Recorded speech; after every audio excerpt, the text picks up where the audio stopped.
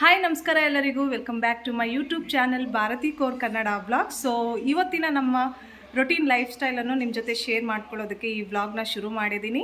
ಬನ್ನಿ ನೋಡೋಣ ಹೇಗಿರುತ್ತೆ ಈ ದಿನ ಅಂತ ಹೇಳಿ ಹೇಗಿದೆ ಸಾಂಬಾರು. ಇವಾಗ ಮೊದಲನೇ ಆರ್ಡರ್ನ ಪ್ಯಾಕ್ ಮಾಡ್ತಾ ಇದ್ದೀವಿ ಫ್ರೆಂಡ್ಸ್. 20 ಇಡ್ಲೀಸ್ ಆರ್ಡರ್ ಪ್ಯಾಕ್ ಮಾಡು. ಫಸ್ಟ್ ಇದು 1 plate stuff dosa. Software engineers ಆದ್ರೂ ಸ್ವಲ್ಪ ಮಟ್ಟಿಗೆ ಫ್ರೀ ಆಗಿಬಿಡ್ತಾರೆ ಲ್ಯಾಪ್ಟಾಪಿಂದ, ಈ ಸಿಸ್ಟಮಿಂದ. ಅದಕ್ಕೆ ಯಜಮಾನ್ರು ಇವನನ್ನು ಕರ್ಕೊಂಡು ಹೋಗ್ತಾ ಇದ್ದಾರೆ.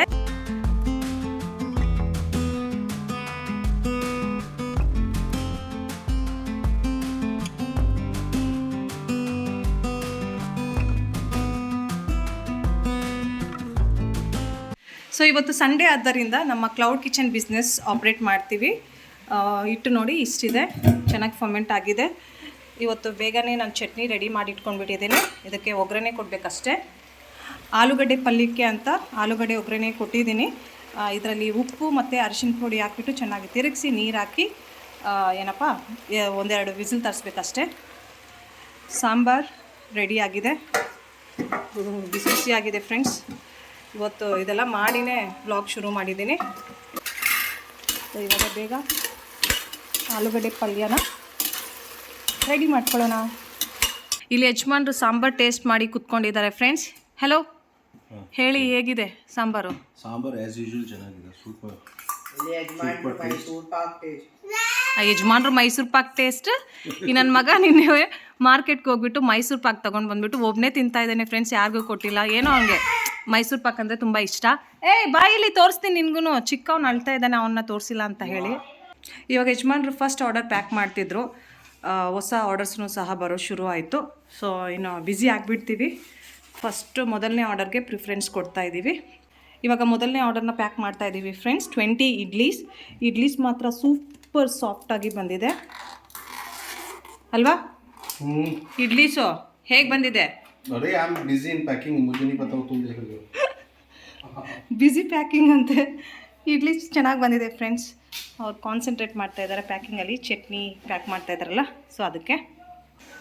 ಸೊ ಇದು ಫಸ್ಟ್ ಆರ್ಡರ್ ರೆಡಿ. ನಾವು ಸೆಕೆಂಡ್ ಆರ್ಡರ್ ಪ್ಯಾಕ್ ಮಾಡು. ಫಸ್ಟ್ ಇದು 1 ಪ್ಲೇಟ್ ಸ್ಟಫ್ ದೋಸಾ, 16 ಇಡ್ಲೀಸ್. ठीक है, 5 ಮಿನಿಟ್ 10 ಮಿನಿಟ್ಸ್ಗೆ ಬರ್ತೀರಾ? ಸರಿ.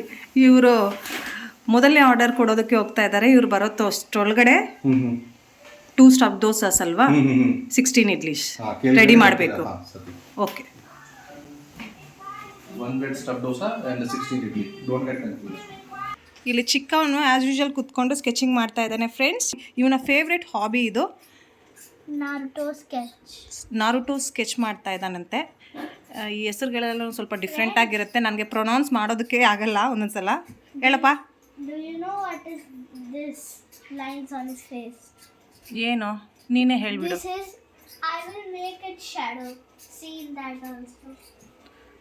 ಇದರಲ್ಲಿ ಏನೋ ಶ್ಯಾಡೋ ಇದೆಯಂತೆ. ಸೊ ಅದೇ ರೀತಿಯೇ ಇವನು ಶ್ಯಾಡೋ ಮಾಡ್ತಾನಂತಪ್ಪ. ಮಾಡು ಫ್ರೆಂಡ್ಸ್. ಸೆಕೆಂಡ್ ಆರ್ಡರ್ ರೆಡಿ ಮಾಡ್ಕೊತಾ ಇದ್ದೀನಿ. ಆಲೂ ಸ್ಟಫ್ ದೋಸಾ ಮತ್ತು 16 ಇಡ್ಲೀಸ್ದು ಆರ್ಡರ್ ಇದೆ. ಸೊ ಯಜಮಾನ್ರು ಬರೋದಕ್ಕಿಂತ ಮುಂಚೆ ಈ ಆರ್ಡರ್ಸ್ನ ರೆಡಿ ಮಾಡಿ ಇಟ್ಕೊಂಡ್ಬಿಟ್ರೆ, ಪ್ಯಾಕ್ ಮಾಡಿ ಕೊಟ್ಟರೆ ಅವರು ಟೈಮ್ ಪ್ರಕಾರವಾಗಿ ಟೈಮಿಗೆ ತಕ್ಕಂಗೆ ಫುಡ್ ಡೆಲಿವರಿ ಮಾಡ್ತಾರೆ. ಚಿಕ್ಕವನು ಈಗಾಗಲೇ ಬ್ರೇಕ್ಫಾಸ್ಟ್ ಮಾಡಿ ಆಯಿತು. ಇವಾಗ ದೊಡ್ಡವನಿಗೆ ಕೊಡ್ತಾ ಇದ್ದೀನಿ. ಯಾರಾಗಿತ್ತು? ಸಾಫ್ಟ್ವೇರ್ ಇಂಜಿನಿಯರ್ಸ್ನು ಸಹ ಇಷ್ಟೊತ್ತು ಲ್ಯಾಪ್ಟಾಪ್ ಇಟ್ಕೊಂಡಿರಲ್ಲ. ಸಾಫ್ಟ್ವೇರ್ ಇಂಜಿನಿಯರ್ಸ್ ಆದ್ರೂ ಸ್ವಲ್ಪ ಮಟ್ಟಿಗೆ ಫ್ರೀ ಆಗಿಬಿಡ್ತಾರೆ ಲ್ಯಾಪ್ಟಾಪಿಂದ, ಈ ಸಿಸ್ಟಮಿಂದ. ಈ ನನ್ನ ಮಗ ಬೆಳಗ್ಗೆ ಎದ್ದಾಗಿಂದ ರಾತ್ರಿ ಮಲಗೋವರೆಗೂ ಲ್ಯಾಪ್ಟಾಪ್ನ ಹತ್ರ ಇಟ್ಕೊಂಡಿರ್ತಾನೆ ಅಲ್ವಾ? सुबह से लेके शाम तक लैपटॉप आपके पास रहती है. क्या करते रहते हो उसमें? ರೀಲ್ಸ್ ನೋಡ್ತಾನೆ ಮತ್ತು ಫ್ರೆಂಡ್ಸ್ ಜೊತೆ ಮಾತಾಡ್ತಾನೆ. ಫ್ರೆಂಡ್ಸ್ ನನ್ನ ವಾಟ್ಸಪ್ಪೆಲ್ಲನೂ ಲ್ಯಾಪ್ಟಾಪಲ್ಲಿ ಓಪನ್ ಮಾಡಿ ಇಟ್ಕೊಂಡಿದ್ದಾನೆ. ಸೊ ವಾಟ್ಸಪ್ ಕಾಲಿಂಗ್ ಮಾಡಿಕೊಂಡು ಆರಾಮಾಗಿ ಮಾತಾಡ್ಕೊಂಡಿರ್ತಾನೆ. ಇವಾಗ ಯಜಮಾನ್ರು ಒಂದು ಆರ್ಡರ್ನ ತೊಗೊಂಡಿದ್ದಾರೆ, ಅದು ಡಿನ್ನರ್ಗೆ ಅಂತ. ಈ ಕಸ್ಟಮರ್ ಬಂದುಬಿಟ್ಟು ಮುಂಚೆನೂ ನಮ್ಮ ಹತ್ರ ಡಿನ್ನರ್ಗೆ ಆರ್ಡರ್ ಪ್ಲೇಸ್ ಮಾಡಿದರು. ಪುಲಾವ್ ಮಾಡಿಸ್ಕೊಂಡ್ರು ಮತ್ತು ಇಡ್ಲಿ ಮತ್ತು ದೋಸೆ ಎಲ್ಲನೂ ರಿಕ್ವೆಸ್ಟ್ ಮಾಡಿ ಡಿನ್ನರ್ಗೆ ಕೊಡಿ ಅಂತ ಆರ್ಡರ್ ಪ್ಲೇಸ್ ಮಾಡ್ತಿದ್ರು. ಸೊ ಇವತ್ತೂ ಸಹ ಅದೇ ರೀತಿಯೇ ಮಧ್ಯಾಹ್ನನೇ ಆರ್ಡರ್ ಪ್ಲೇಸ್ ಮಾಡಿಬಿಟ್ಟು ಪೇಮೆಂಟೂ ಸಹ ಪೇ ಮಾಡಿದಾರಲ್ವಾ, ಅಡ್ವಾನ್ಸ್ ಪೇಮೆಂಟ್ ಮಾಡಿಬಿಟ್ಟಿದ್ದಾರೆ ಡಿನ್ನರಲ್ಲಿ ನಮಗೆ ಸರ್ವ್ ಮಾಡಿ ಅಂತ ಹೇಳಿಬಿಟ್ಟು. ಸೊ ಇವ್ರದ್ದೇನು ಆರ್ಡರ್ ಹೇಳಿ? ಸೊ ಇದು ಒಂದು ಆರ್ಡರ್ ರೆಗ್ಯುಲರ್ ಕಸ್ಟಮರ್ ಬಂದಿದ್ದ. ಏನೇನು ಆರ್ಡರ್ ಮಾಡಿದ್ದಾರೆ ಅವರು? 6 plain dosa, 12 idli, 3 plate set dosa. 3 plate set dosa ಮತ್ತು ಪ್ಲೇನ್ ದೋಸೆ ನಾವು ಆಲೂ ಸ್ಟಫ್ ದೋಸೆ ಮಾಡಿ ಕೊಡ್ತೀವಲ್ಲ, ಆಲೂ ಸೆಪ್ರೇಟು ಮತ್ತು ಪ್ಲೇನ್ ದೋಸೆ ಸೆಪ್ರೇಟು ಮತ್ತು 12 ಇಡ್ಲಿ. ಇವತ್ತಿನ ನಮ್ಮ ಕ್ಲೌಡ್ ಕಿಚನಲ್ಲಿ ಒಟ್ಟಾಗಿ ನಾವು 6 ಆರ್ಡರ್ಸ್ನ ತಗೊಂಡಿದ್ದು. ಅದರಲ್ಲಿ 5 ಆರ್ಡರ್ಸ್ ಈಗಾಗಲೇ ಡೆಲಿವರ್ ಮಾಡಿದ್ದೀವಿ. ಒಂದು ಆರ್ಡರ್ ಮಾತ್ರನೇ ಪೆಂಡಿಂಗ್ ಇಟ್ಟಿರೋದು, ಅದು ರಾತ್ರಿಗೆ ಸರ್ವ್ ಮಾಡಬೇಕು ಅಂತ ಕಸ್ಟಮರ್ ಹೇಳಿದರು. ಸೊ ಅದಕ್ಕೆ ಈಗ ಯಜಮಾನ್ರು ಫ್ರೀ ಆಗಿರೋ ಕಾರಣದಿಂದ ಯಜಮಾನ್ರು ಮತ್ತು ದೊಡ್ಡವನು ಚಂಡೀಗಢ ರೈಲ್ವೆ ಸ್ಟೇಷನ್ಗೆ ಹೋಗ್ತಾ ಇದ್ದಾರೆ. ಅಲ್ಲಿ ನಮ್ಮದು ಕಾರ್ ಪಾರ್ಕಿಂಗ್ ಮಾಡಿ 4 ಡೇಸ್ ಆಗಿದೆ, ಇನ್ನೂ ತೊಗೊಂಡು ಬಂದಿಲ್ಲ ಅಂತ ಹೇಳಿ ಯಜಮಾನ್ರು ಮಗನ್ನ ಕರ್ಕೊಂಡು ಸ್ಕೂಟಿಯಲ್ಲಿ ಇಲ್ಲಿಂದ ಹೊರಡ್ತಾರೆ. ಆಮೇಲೆ ಅಲ್ಲಿ ರೈಲ್ವೆ ಸ್ಟೇಷನ್ಗೆ ಹೋದ್ಮೇಲೆ ಯಜಮಾನ್ರು ಕಾರ್ ಓಡಿಸ್ಕೊಂಡು ಬರ್ತಾರೆ, ದೊಡ್ಡ ಮಗ ಸ್ಕೂಟಿ ಓಡಿಸ್ಕೊಂಡು ಮನೆಗೆ ಬರ್ತಾನೆ. ಸೊ ಮೊದಲನೇ ಬಾರಿ ಇಷ್ಟು ದೂರ ನನ್ನ ದೊಡ್ಡ ಮಗ ಸ್ಕೂಟಿನ ರೈಡ್ ಮಾಡೋದು. ನಮ್ಮ ಮನೆಯಿಂದ ಚಂಡೀಗಢ ರೈಲ್ವೆ ಸ್ಟೇಷನ್ ಜಸ್ಟ್ 10 ಕಿಲೋಮೀಟರ್ಸೇ ಇರೋದು. ಬಟ್ ಒಂಥರ ಭಯ ನನಗೆ, ಇಷ್ಟು ದೂರ, ಇದು ಚಿಕ್ಕವನಲ್ವ ಇವನು ಏನಾದರೂ ಪೊಲೀಸ್ ಏನಾದರೂ ಹಿಡ್ಕೊಂಡು ಬಿಡ್ತಾರೆ ಹೆಂಗೆ ಏನು ಎತ್ತ ಅಂತ. ಯಜಮಾನ್ರು ಹೇಳಿದ್ರು ಏನೂ ಆಗೋಲ್ಲ, ನಾನು ಇದ್ದೀನಿ, ಮ್ಯಾನೇಜ್ ಮಾಡ್ತೀನಿ ಬಿಡು ಅಂತ ಹೇಳಿದ್ರು.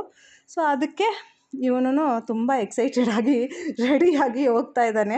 ಅವ್ರ ಅಪ್ಪಂದು ಟೀ ಶರ್ಟ್ ವೇರ್ ಮಾಡಿಕೊಂಡು ದೊಡ್ಡವನ ಥರ ಕಾಣಿಸ್ಬೇಕು ಅಂತ ಹೇಳಿ ಹೋಗ್ತಾ ಇದ್ದಾನೆ. ಚೆನ್ನಾಗಿ ರೈಡ್ ಮಾಡ್ತಾನೆ ಫ್ರೆಂಡ್ಸ್. ಇಲ್ಲಿ ನಮ್ಮ ಮನೆ ಹತ್ರ ಎಲ್ಲನೂ 1-2 ಕಿಲೋಮೀಟರ್ಸ್ವರೆಗೂ ತುಂಬ ಚೆನ್ನಾಗಿ ರೈಡ್ ಮಾಡ್ತಾನೆ. ನನ್ನ ಮಾರ್ಕೆಟಿಗೆ ಕರ್ಕೊಂಡು ಹೋಗೋದು, ಅಕಾಡೆಮಿಗೆ ಹೋಗೋದು ಎಲ್ಲನೂ ಚೆನ್ನಾಗಿ ಮಾಡ್ತಾನೆ. ಬಟ್ ಇಷ್ಟು ದೂರ ಮೊದಲನೇ ಬಾರಿ ರೈಡ್ ಮಾಡೋದ್ರಿಂದ ನನಗೆ ಸ್ವಲ್ಪ ಭಯ ಅಷ್ಟೇ. ಫ್ರೆಂಡ್ಸ್, ಇವಾಗ ಕಿಚನೆಲ್ಲ ಕ್ಲೀನ್ ಮಾಡಿಬಿಟ್ಟು ವೈಂಡ್ ಅಪ್ ಮಾಡಿದ್ದೀನಿ. ಡಿನ್ನರ್ಗೆ ಒಂದು ಆರ್ಡರ್ ಇದೆ ಅಂತ ಹೇಳಿದ್ರಲ್ಲ, ಸೊ ಅದಕ್ಕೆ ಬೇಕಾಗಿರುವ ಹಿಟ್ಟಾಗಿರ್ಬೋದು, ಸಾಂಬಾರಾಗಿರ್ಬೋದು ಮತ್ತು ಆಲೂಗಡ್ಡೆ ಪಲ್ಯ ಆಗಿರ್ಬೋದು ಎಲ್ಲವನ್ನು ಫ್ರಿಜ್ಜಲ್ಲಿ ಸ್ಟೋರ್ ಮಾಡಿ ಇಟ್ಟಿದ್ದೀನಿ. ಬೆಳಗ್ಗೆ ಮಾಡಿದ್ದ ಚಟ್ನಿ ಮುಗ್ದೋಗಿದೆ. ಸೊ ಅವ್ರಿಗೆ ಆರ್ಡರ್ ಸರ್ವ್ ಮಾಡೋವಾಗ ಫ್ರೆಶ್ ಚಟ್ನಿ ಮಾಡ್ತೀನಿ.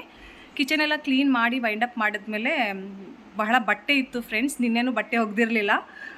ಸೊ ಬಟ್ಟೆ ಎಲ್ಲ ಒಗೆದು ಒಣಗಾಕಿ ಬಿಸಿ ಬಿಸಿ ನೀರಲ್ಲಿ ಸ್ನಾನ ಮಾಡಿಬಿಟ್ಟು ಸ್ವಲ್ಪ ಫ್ರೆಶ್ ಆಗಿ ಬಂದು ಕುತ್ಕೊಂಡಿದ್ದೀನಿ. ಚಿಕ್ಕವನು ಆ್ಯಸ್ ಯೂಶ್ವಲ್ ಟಿ ವಿ ನೋಡ್ಕೊಂಡು ಸ್ಕೆಚಿಂಗ್ ಮಾಡ್ತಾ ಇರ್ತಾನೆ. ಸೊ ಅವನ ಪಾಡ್ಗೆ ಅವ್ನು ಇರ್ತಾನೆ, ನನ್ನ ಪಾಡಿಗೆ ನಾನು ಸಹ ಇವಾಗ ಸ್ವಲ್ಪ ರೆಸ್ಟ್ ಮಾಡ್ತೀನಿ. ಯಜಮಾನ್ರು ಮತ್ತು ದೊಡ್ಡವನಿಬ್ರು ರೈಲ್ವೆ ಸ್ಟೇಷನ್ಗೆ ಹೋಗಿದ್ದಾರೆ, ಚಂಡೀಗಢ ರೈಲ್ವೆ ಸ್ಟೇಷನ್ಗೆ ಹೋಗಿದ್ದಾರೆ. ಅವ್ರು ಬರೋಷ್ಟೊತ್ತಿಗೆ ನಾನು ಸ್ವಲ್ಪ ರೆಸ್ಟ್ ಮಾಡಿ ನಂತರ ಬೇರೆ ಮಿಕ್ಕಿರೋ ಕೆಲಸಗಳೆಲ್ಲನೂ ಮಾಡಿ ಮುಗಿಸ್ಕೋಬೇಕು. ಫ್ರೆಂಡ್ಸ್, ಸಂಜೆ 7:15 ಆಗ್ತಾ ಇದೆ. ಮತ್ತೆ ಕಿಚನ್ ಒಳಗಡೆ ಬಂದಿದ್ದೀನಿ. ಡಿನ್ನರ್ಗೆ ಆರ್ಡರ್ ಇದೆ ಅಂತ ಹೇಳಿದಲ್ಲ, ಸೊ ಅದಕ್ಕೆ ಪ್ರಿಪ್ರೇಷನ್ ಮಾಡ್ಕೊಳ್ಳೋದಕ್ಕೆ ಇಡ್ಲಿ ಆಲ್ರೆಡಿ ಇಟ್ಟಿದ್ದೀನಿ ಮತ್ತು ಚಟ್ನಿನೂ ಸಹ ರುಬ್ಬಿಟ್ಕೊಂಡಿದ್ದೀನಿ. ಇವಾಗ ಇದಕ್ಕೆ ಒಗ್ಗರಣೆ ಕೊಡಬೇಕು. ಸೊ ಬೇಗ ಬೇಗ ಆರ್ಡರ್ ಪ್ರಿಪೇರ್ ಮಾಡಿಬಿಟ್ಟು ಕಸ್ಟಮರ್ಸ್ಗೆ ಫುಡ್ ಡೆಲಿವರಿ ಮಾಡಿದ್ರೆ ಒಂಥರ ಸ್ಯಾಟಿಸ್ಫ್ಯಾಕ್ಷನ್ ಸಿಗುತ್ತೆ. ಸೊ ಇವತ್ತು ಮಧ್ಯಾಹ್ನ ಆದಮೇಲೂ ಸಹ ಒಂಥರ ಮೈಂಡಲ್ಲಿ ಇನ್ನೂ ಆರ್ಡರ್ ಇದೆ ಅನ್ನೋ ಒಂದು ಥಾಟ್ ಇತ್ತು. ಸೊ ಈ ಆರ್ಡರ್ ಕೊಟ್ಬಿಟ್ಟ ಮೇಲೆ ಅದರಿಂದ ಸ್ವಲ್ಪ ರಿಲೀಫ್ ಸಿಗುತ್ತೆ. ನಾನು ಮೊನ್ನೆ ಶೇರ್ ಮಾಡಿದ ಕ್ಲೌಡ್ ಕಿಚನ್ ವಿಡಿಯೋದಲ್ಲಿ ಒಬ್ಬರು ಕಾಮೆಂಟ್ ಮೂಲಕ ಕೇಳಿದ್ರು, ಈಗ ನಿಮ್ಮ ಮನೆ ಓನರ್ದೇನು ಪ್ರಾಬ್ಲಮ್ ಇಲ್ವಾ ಅಂತ ಹೇಳಿ. ನಿಜವಾಗ್ಲೂ ಹೇಳ್ತೀನಿ ಫ್ರೆಂಡ್ಸ್, ದೇವ್ರ ಕೃಪೆಯಿಂದ ಇವಾಗಿರೋ ಮನೆ ಓನರ್ದೇನು ಪ್ರಾಬ್ಲಮೇ ಇಲ್ಲ. 1.5 ತಿಂಗಳು ಈಗಾಗಲೇ ಆಗಿಬಿಟ್ಟಿದೆ. ಸೊ ಅವ್ರ ಪಾಡ್ಗೆ ಅವ್ರು ಇರ್ತಾರೆ, ನಮ್ಮ ಪಾಡ್ಗೆ ನಾವು ಇರ್ತೀವಿ. ಅವ್ರ ಹತ್ರ ನಾನು ಹೋಗಿ ಮಾತಾಡಲ್ಲ, ಅವ್ರು ಬಂದುಬಿಟ್ಟು ನಮ್ಮ ಹತ್ರನೂ ಮಾತಾಡಲ್ಲ. ಏನಾದರೂ ಹೋಗ್ತಾ ಬರ್ತಾ ಇರೋವಾಗ ಕಣ್ಮುಂದೆ ಬಂದರೆ ಹೆಲೋ, ಹಾಯ್, ನಮಸ್ತೆ, ರಾಮ್ ರಾಮ್ ಇದೇ ಥರನೇ ಮಾತಾಡಿಕೊಂಡು ಅಷ್ಟೇ ಮನೆಗೆ ಬಂದುಬಿಡ್ತೀವಿ. ಮತ್ತು ಈ ಥರ ನಾವು ಸ್ಯಾಟರ್ಡೆ ಸಂಡೇ ಕ್ಲೌಡ್ ಕಿಚನ್ ಬಿಸ್ನೆಸ್ನ ಮಾಡ್ತೀವಿ ಅಂತ ಆಲ್ರೆಡಿ ಅವ್ರಿಗೆ ಅಪ್ಡೇಟ್ ಮಾಡಿದ್ದೀವಿ. ಅವ್ರ ಹತ್ರ ಪರ್ಮಿಷನ್ ತೊಗೊಂಡೇ ಇದನ್ನು ಮಾಡ್ತಾ ಇರೋದು. ಯಜಮಾನ್ರು ಆರ್ಡರ್ಸ್ ಎಲ್ಲ ತೊಗೊಂಡು ಹೋಗೋವಾಗ ಅವ್ರು ನೋಡ್ತಾರೆ, ನೋಡಿದ್ರೂ ಸಹ ಬಂದು ಕೇಳಲ್ಲ, ಏನು ಮಾಡ್ತಾ ಇದ್ದೀರಾ, ಎಷ್ಟು ಆರ್ಡರ್ಸ್ ಬಂದಿದೆ, ಈ ಥರ ಪ್ರಶ್ನೆಗಳನ್ನ ನಮ್ಮ ಮನೆಗೆ ಬಂದುಬಿಟ್ಟು ಯಾವಾಗಲೂ ನಮ್ಮ ಹತ್ರ ಅವ್ರು ಕೇಳಲಿಲ್ಲ. ನಾವು ಮುಂಚೆ ಇದ್ದ ಮನೆಯಲ್ಲಿ ಆ ಓನರ್ ಎಲ್ಲದರಲ್ಲೂ ಇಂಟರ್ಫಿಯರ್ ಮಾಡ್ತಿದ್ರು. ಯಜಮಾನ್ರು ಆರ್ಡರ್ಸ್ ತೊಗೊಂಡು ಹೋಗೋದನ್ನು ಆಚೆ ಕುತ್ಕೊಂಡು ನೋಡಿನೇ ನಮ್ಮ ಮನೆಗೆ ಬಂದುಬಿಟ್ಟು ಕುತ್ಕೊಂಡು ನನ್ನ ಹತ್ರ ಎಲ್ಲ ಡೀಟೇಲ್ಸು ತೊಗೊತಿದ್ರು. ಸೊ ಆವಾಗಲೇ ಸ್ವಲ್ಪ ಪ್ರಾಬ್ಲಮ್ಸ್ ಕ್ರಿಯೇಟ್ ಆಗಿದ್ದು. ಇವ್ರ ಪಾಪ ನೋಡಿದ್ರೂ ಸಹ ಸುಮ್ಮನೆ ಇದ್ದಾರೆ. ಯಾಕಂದರೆ ನಾವು ಆಲ್ರೆಡಿ ಹೇಳಿದ್ದೀವಿ, ನಾವೂ ಸಹ ಹೈಡ್ ಮಾಡಿಬಿಟ್ಟು ಏನಾದರೂ ಮಾಡಬೇಕು ಅನ್ನೋ ಒಂದು ಥಿಂಕಿಂಗೇ ಇಲ್ಲ ಫ್ರೆಂಡ್ಸ್. ನಾವು ತುಂಬ ಭಯಭಕ್ತಿಯಿಂದ ಎಲ್ಲ ಕೆಲಸ ಮಾಡ್ತೀವಿ. ಸುಳ್ಳು ಹೇಳ್ಬಿಟ್ಟು ಏನೂ ಕೆಲಸ ಮಾಡಲ್ಲ.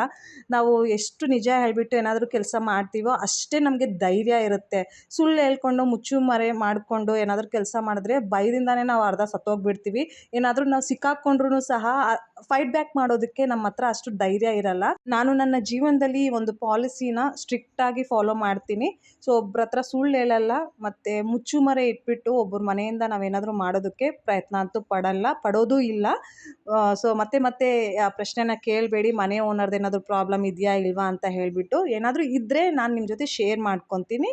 ಇವಾಗ ಸದ್ಯಕ್ಕೆ ದೇವ್ರ ಕೃಪೆಯಿಂದ ಏನೂ ಪ್ರಾಬ್ಲಮ್ ಇಲ್ಲ. ಪಾಪ ಅವ್ರ ಪಾಡ್ಗೆ ಅವ್ರು ಇದ್ದಾರೆ, ನಮ್ಮ ಪಾಡಿಗೆ ನಾವಿದ್ದೀವಿ.